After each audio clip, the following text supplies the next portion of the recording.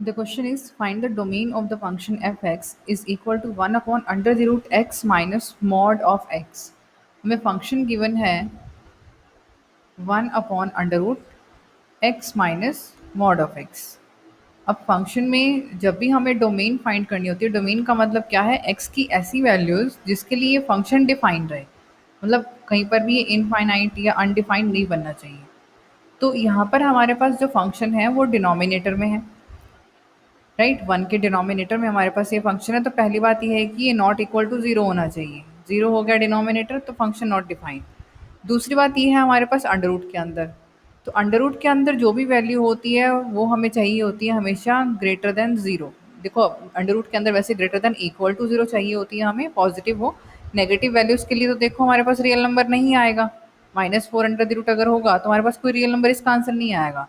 और हम पढ़ रहे हैं रियल वैल्यूड फंक्शंस, तो हमारे डोमेन और रेंज सभी रियल नंबर्स में से ही हो सकती हैं, ठीक है।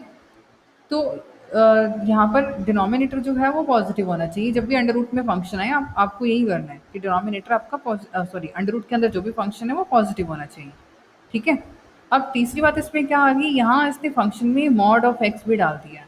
अब मॉड ऑफ एक्स हमें पता है कि कैसा फंक्शन होता है।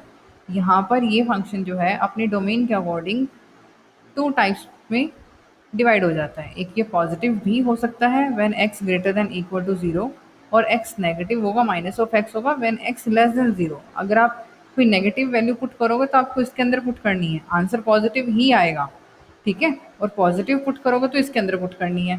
तो ये जो एक्स फंक्शन है मोड ऑफ एक्स है वो टू पार्ट्स में ओपन हो जाता है। तो ऐसे ही हमारे पास ये जो अंदर फंक्शन है x minus mod of x, ये भी टू पार्ट्स में ओपन होगा। तो पहले हम ऐसा करते हैं, इस फंक्शन को ही थोड़ा सिंप्लीफाई कर लेते हैं, ठीक है। So x minus mod of x will be equal to, आपको सिर्फ मोड मोड को चेंज करना है, इस एक्स को नहीं। तो ये मॉड वाला एक्स जो है वो पॉजिटिव भी हो सकता है और ये हमारे पास नेगेटिव भी हो सकता है। पॉजिटिव कब होगा, जब मॉड ऑफ एक्स यानी कि x जो है वो greater than equal to zero हो, और ये जब x लेस देन ज़ीरो हो।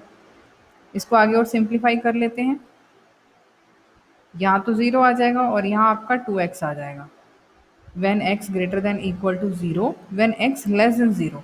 पॉजिटिव वैल्यूज़ के लिए आंसर ज़ीरो आने वाला है, नेगेटिव वैल्यूज़ के लिए आंसर आपका 2 इंटू एक नेगेटिव नंबर मीन्स नेगेटिव ही आंसर आएगा। ये वैल्यू नेगेटिव होगी फॉर नेगेटिव वैल्यूज़ के लिए। अब ये हमारे पास, अब इसको आप रिलेट करो इस फंक्शन से कि ये हमारे पास यहाँ पॉसिबिलिटी किस किस की आ रही है, या तो ज़ीरो आ रहा है या फिर नेगेटिव आ रहा है। क्या कोई पॉसिबल वैल्यू आ रही है एक्स की जिसके लिए हमारे पास ये फंक्शन डिफाइन हो जाए। या तो ज़ीरो आ रहा है, ज़ीरो पे तो नॉट डिफाइन है, नेगेटिव वैसे ही नहीं आ सकता, तो कोई भी वैल्यू आ ही नहीं रही है हमारे पास।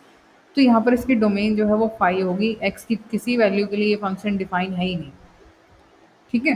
अब लिखोगे कैसे इसे, तो क्या करेंगे इसमें हम, अब आपने फंक्शन डिफाइन कर दिया तो दिस इम्प्लाइज कि x minus mod of x जो है वो हमेशा आपका नेगेटिव ही रहने वाला है, नेगेटिव या फिर ज़ीरो, इसलिए लेस देन इक्वल टू लगाया है फॉर ऑल x। x की कोई वैल्यू पुट कर लें, तो अगर इसे 1 के डिवाइड में लगा देंगे और अंडर रूट में लगा दिया तो कोई वैल्यू आएगी नहीं, डजंट टेक रियल वैल्यू नहीं आएगी for any x belongs to r। तो इसका मतलब क्या हुआ, ये फंक्शन था f x is not defined